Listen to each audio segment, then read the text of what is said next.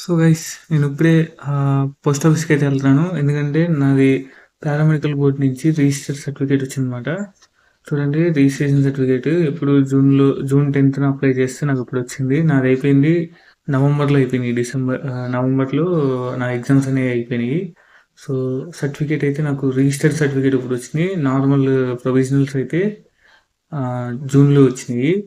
So guys మీలో ఎవరైనా diploma గానీ, లేపోతే డిప్లొమా పారామెడికల్ గానీ చేస్తా ఉంటే అంటే పారామెడికల్ కోర్సెస్ చేస్తా ఉంటే డిప్లొమాలో.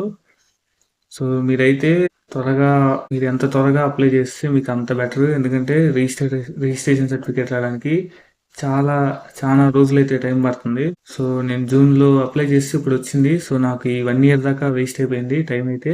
సో ఎవరైతే డిప్లొమా పారామెడికల్ చేస్తున్నారో సో వాళ్ళందరూ గుర్తుంచుకోండి. సో మనకి రిజిస్ట్రేషన్ సర్టిఫికేట్ అయితే రావడానికి చాలా టైం పడుతుంది.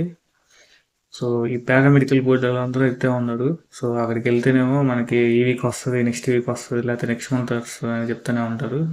సో ఎవరైతే ఈ వీడియో నచ్చిందో వాళ్ళు please like, share and subscribe.